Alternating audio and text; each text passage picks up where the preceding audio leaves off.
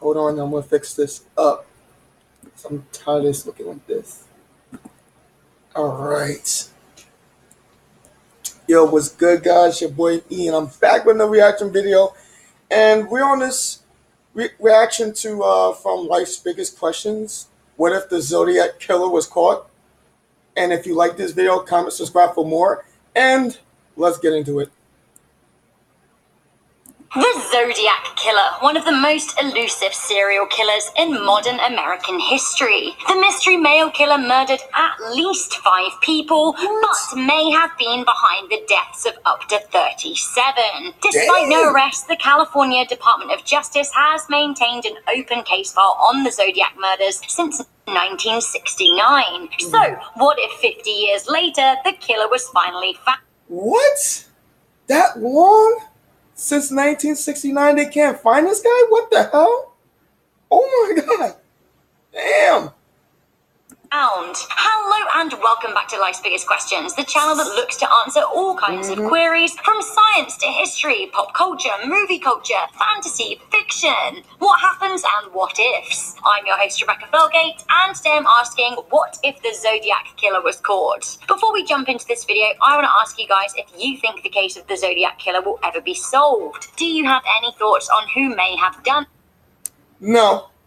If it took 50 years to find it, the only way it'll happen if the victims of the family of the victims who are still here could know who the killer is, but I don't think they know. I don't think so. In my opinion, no. Oh my God, it's buffering. Let me know in the comments section down below. Also, please do leave a thumbs up on this video and share it with a friend who loves a crime doc. Be sure to check out the links in the description box to the creative team who went into making this video. Also, do stick around to the end where I'll be reading out comments from a recent Life's Biggest Questions video.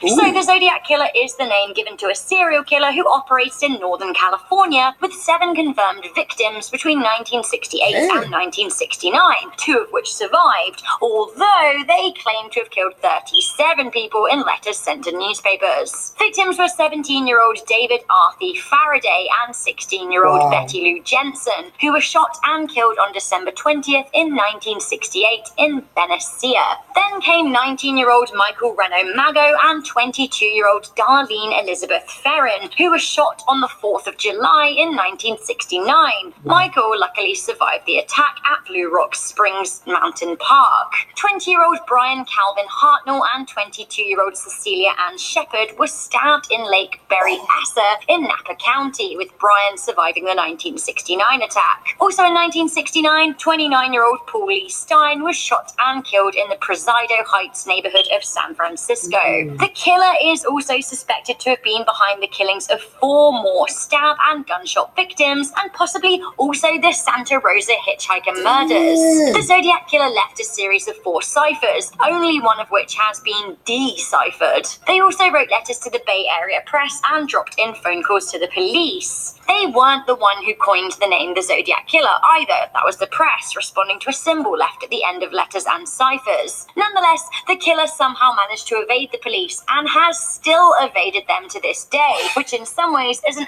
absolute kicker, as had the killer placed a call in this day and age, they would have been able to have been traced in seconds.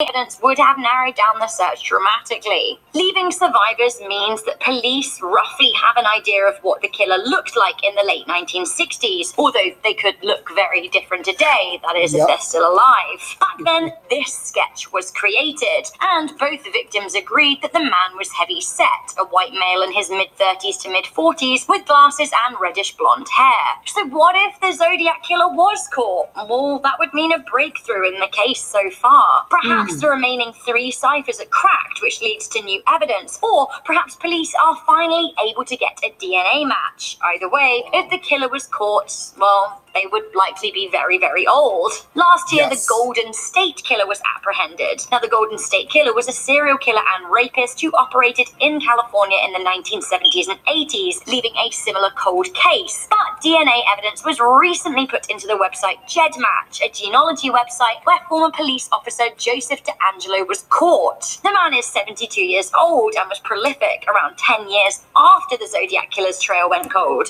Wow, that's unbelievable. That is unbelievable.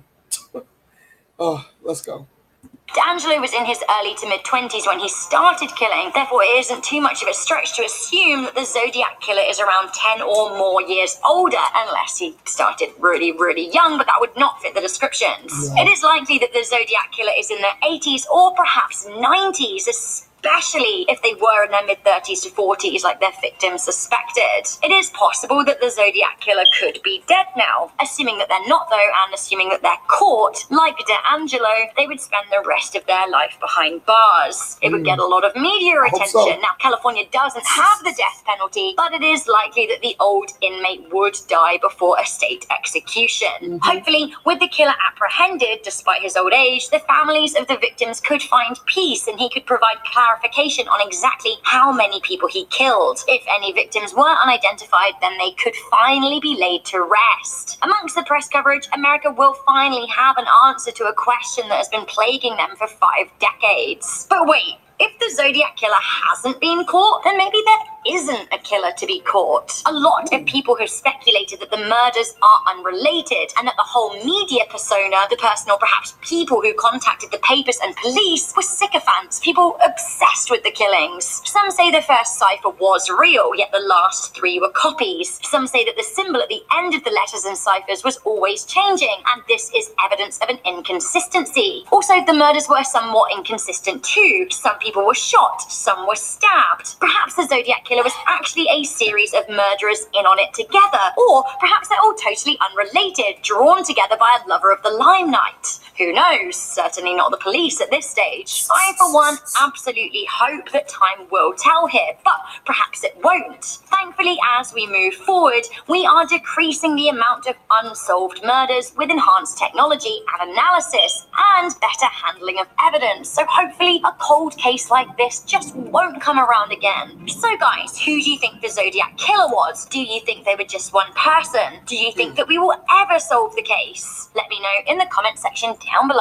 Also, while you're down there, please don't forget to leave a thumbs up on this video and share it with a friend that loves a good crime doc. Before I get out of here, I just want to read some comments from our... Well, to answer that question, I don't think so. If it's been 50 years since this happened, what makes you think they're gonna find the guy? I don't think they're gonna find the guy. I think that it'll never be solved. It'll never be solved. I don't think so. But if you like this video, comment, subscribe for more, and share my shit. All right, peace.